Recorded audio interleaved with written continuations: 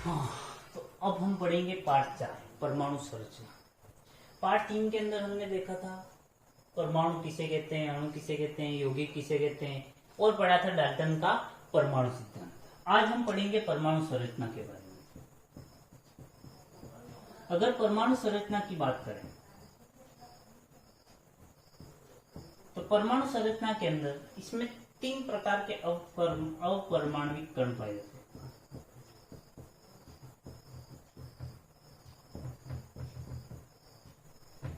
परमाणु में कुल कितने अवपरमाणविक कण पाए जाते हैं, कितने प्रकार के कण पाए जाते हैं? 3 प्रकार के। फर्स्ट जो होता है वो होता है इलेक्ट्रॉन,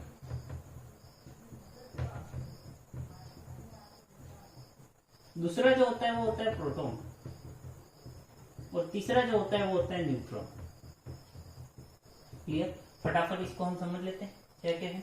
अपरमाणविक कण, परमाणु संरचना जो परमाणु 3 चीजों से मिलकर बना है, इलेक्ट्रॉन, प्रोटॉन और न्यूट्रॉन। इलेक्ट्रॉन जो होता है उस पर होता है ऋण आवेश, माइनस आवेश होता है। प्रोटॉन जो होता है उस पर प्लस आवेश होता है, और जो न्यूट्रॉन होता है वो न्यूट्रल होता है, यानी कि इस पे कोई किसी प्रकार का कोई आवेश नहीं होता है। तो परमाणु की संरचना मुख्यतः 3 भाग हो गए, इलेक्ट्रॉन, प्रोटॉन और न्यूट्रॉन। अब फर्स्ट इलेक्ट्रॉन की खोज हुई, फिर प्रोटॉन की खोज हुई, फिर न्यूट्रॉन की खोज हुई। अब किस किसने की? तो इलेक्ट्रॉन की खोज जो की थी वो की थी थॉमसन ने। कहीं कहीं इनका नाम लिखा था टॉमसन, तो आपके टॉमसन है या थॉमसन है, दोनों एक ही है, अलग अलग वे, जे थॉमसन या जे टॉमसन। तो इलेक्ट्रॉन की खोज जो है जिसपे ऋणावेश होता है उसकी खोज किसने की थी? जे थॉमसन ने या थॉमसन ने। प्रोटॉन की जो खोज की थी, खोज करते यहाँ पे लिख देते ऊपर। प्रोटॉन की जो खोज की थी वो की थी गोल्डस्टीन ने। गोल्डस्टीन। इलेक्ट्रॉन की खोज थॉमसन ने, प्रोटॉन की खोज गोल्डस्टीन ने, और न्यूट्रॉन की खोज की थी चैडविक ने, जेम्स चैडविक।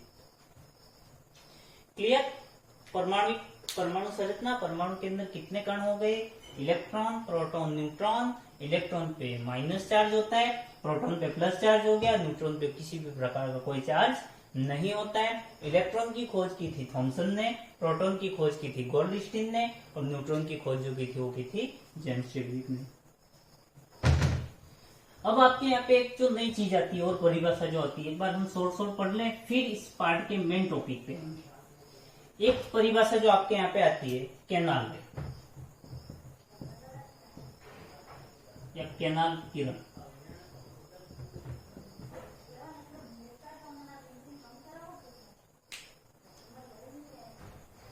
कैनाल किरण या कैनाल रे। कैनाल किरणें क्या होती है कि विसर्जन नलिका के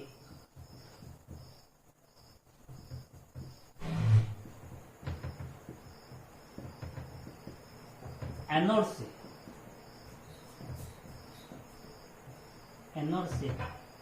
उत्सर्जित, विसर्जन नलिका के एनोड से उत्सर्जित धनावेशित किरणें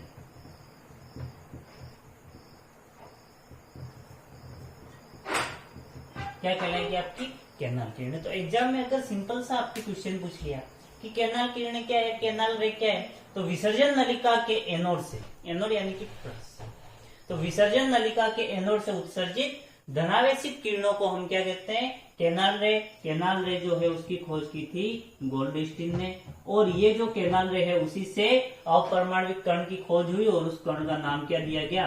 प्रोटॉन। तो रियल में ये जो कैनाल किरणें होती है वो इन प्रोटोनों का ही एक समूह होती है। तो ये जो प्रोटॉन होते हैं सारे के सारे मिलकर के किसका निर्माण करते हैं? कैनाल रे का। इसीलिए हमने क्या कहा, ये एक धनावेशित किरणें, और खोज किसकी हुई? प्रोटॉन की। कैनाल रे की खोज किसने की? गोल्डस्टीन ने। क्लियर?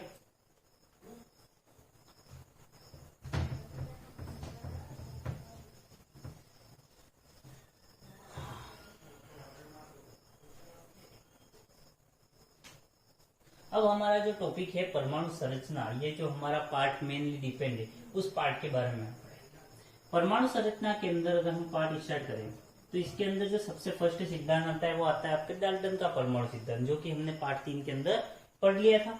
अब इस पार्ट के अंदर जो आपका सिद्धांत स्टार्ट होता है वो होता है थॉमसन का परमाणु सिद्धांत या थॉमसन का परमाणु। थॉमसन की जगह नाम और क्या आ सकता है? थॉमसन। थॉमसन है या थॉमसन है, नाम एक ही है। तो थॉमसन का परमाणु मॉडल, थॉमसन के परमाणु मॉडल ने क्या किया वो हम सबसे पहले समझ लेते हैं। थॉमसन ने ये कहा कि परमाणु एक धनावेशित गोला होता है, ठीक है। फर्स्ट इसने क्या कहा, परमाणु एक धनावेशित गोला होता है, परमाणु एक धनावेशित गोला होता है।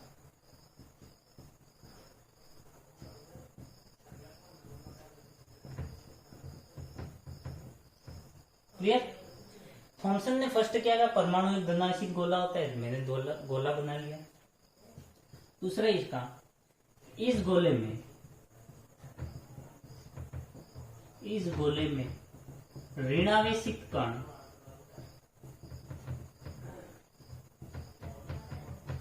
इलेक्ट्रॉन धसे रहते हैं। ये जो धनावेशित गोला है यानी जो परमाणु है उसमें इसने कहा कि ऋणावेशित कण यानी कि इलेक्ट्रॉन जो होते हैं वो क्या होते हैं, धसे रहते हैं। और इलेक्ट्रॉन पे कौन सा चार्ज है ये बताया कि भाई माइनस चार्ज है।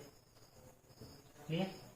थर्ड पॉइंट इसने ये कहा, फर्स्ट क्या कहा, परमाणु एक धनावेशित गोला होता है। क्लियर भाई, गोला होता है। इस गोले में ऋणावेशित कण इलेक्ट्रॉन धसे रहते हैं। ये गोला है भाई, गोला बना दिया, ये परमाणु, इसके अंदर कौन धसा हुआ है, इलेक्ट्रॉन धसे हुए। थर्ड पॉइंट ये कहा कि परमाणु के कुल धनावेश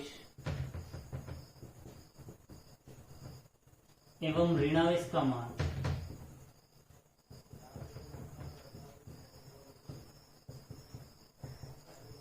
समान होता है। क्लियर। यानी कि जितनी संख्या में परमाणु के अंदर धनावेश होगा ठीक उतनी ही संख्या में क्या होगा, ऋणावेश होगा। यानी कि परमाणु क्या होता है, अतः परमाणु जो होता है वो विद्युत का उदासीन होता है, परमाणु उदासीन होता है। क्लियर। तो इसने क्या क्या बातें की, परमाणु एक धनावेशित गोला होता है, ये गोला बना दिया भाई धनावेशित।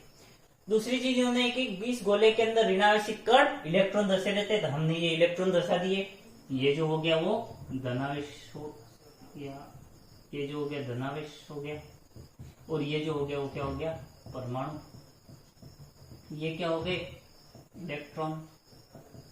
फिर इसने ये कहा कि परमाणु के कुल धनावेश एवं ऋणावेश का मान जो होता है वो बराबर होता है। जितनी मात्रा में ये धनावेश है, ये जो खाली भाग जो आपको दिख रहा है, जितनी मात्रा में धनावेश है उतनी ही मात्रा में क्या होगा, ऋणावेश होगा, यानी इलेक्ट्रॉन होगा।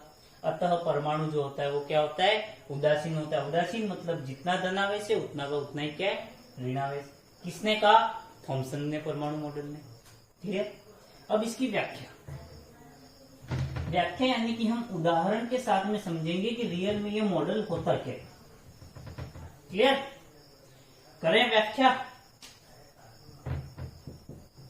व्याख्या में ये कहा कि अगर हम परमाणु को क्या मान ले, एक तरबूज। हमने परमाणु को क्या मान लिया, तरबूज। क्लियर।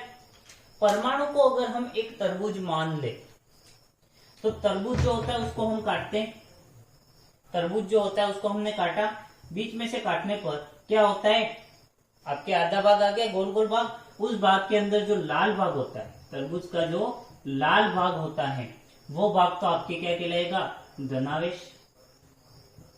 और उसके अंदर जो बीज धसे रहते हैं यानी तरबूज के बीज जो है वो किसको दर्शाएंगे, इलेक्ट्रॉन को। तो इन्होंने तरबूज की सहायता से समझाया कि यदि हम तरबूज को एक परमाणु मान ले तो तरबूज में जो लाल वाला जो भाग होता है आपके, जो खाने योग्य भाग होता है, उस भाग को इसने क्या कहा कि वो धनावेश होगा, और तरबूज के अंदर जो बीज हैं वो किसको दर्शाएंगे, ऋणावेश को, यानी कि इलेक्ट्रॉन को। तो उसी प्रकार परमाणु भी होता है, सेम गोलाकार होता है तरबूज के जैसा, जिसके अंदर जो लाल भाग है उस प्रकार उस परमाणु के अंदर क्या होता है, धनावेश होता है। जो बीज धसे हैं उस प्रकार इसके अंदर क्या होते हैं, इलेक्ट्रॉन धसे रहते हैं। यह थॉमसन ने क्या की, परमाणु सिद्धांत की व्याख्या। अब इसकी कमी क्या है, तो एक तो प्रोटॉन के बारे में नहीं बताता है। क्लियर। और सबसे मेन चीज अगर कमी की बात करें तो रदरफोर्ड मॉडल को समझाने में असमर्थ, रदरफोर्ड मॉडल को समझाने में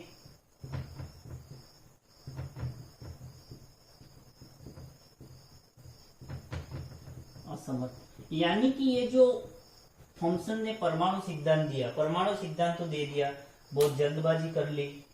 इसके लिए 1906 में, सन 1906 की बात करें हम, तो 1906 में ये जो थॉमसन नामक वैज्ञानिक थे, उनको इलेक्ट्रॉन की खोज के लिए नोबेल पुरस्कार भी मिल गया।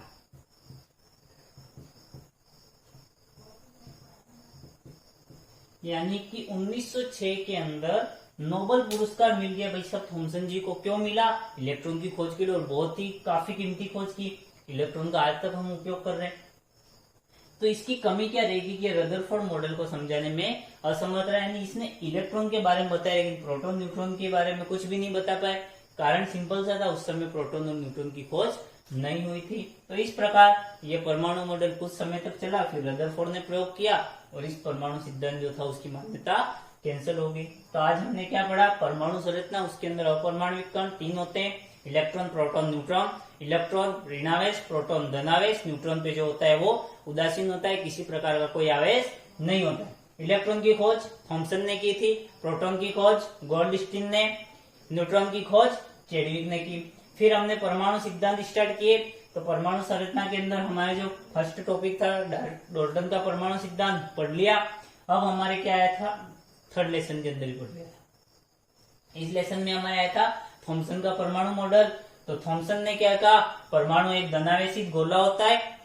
क्लियर? दूसरा इन्होंने ये कहा कि इस धनावेशित गोले में इलेक्ट्रॉन, ऋणावेशित कण इलेक्ट्रॉन जैसे रहते हैं तैसे रहते हैं। थर्ड इन्होंने ये कहा कि जितनी मात्रा में धनावेश होगा उतनी मात्रा में ऋणावेश होगा। और फोर्थ इन्होंने कहा इसीलिए जो धनावेश और ऋणावेश बराबर होगा, इसीलिए जो परमाणु होगा वो विद्युत का उदासीन होगा। इसकी व्याख्या इन्होंने तरबूज की कि यदि हम तरबूज को एक परमाणु मान लें तो उस तरबूज के अंदर जो लाल भाग होगा वो दर्शाएगा धनावेश को, और जो बीज दर्शे होंगे वो किसको दर्शाएंगे? ऋणावेश को। कमी क्या रही? तो यह रदरफोर्ड मॉडल को समझाने में असमर्थ है, रदरफोर्ड मॉडल की व्याख्या नहीं कर सकता।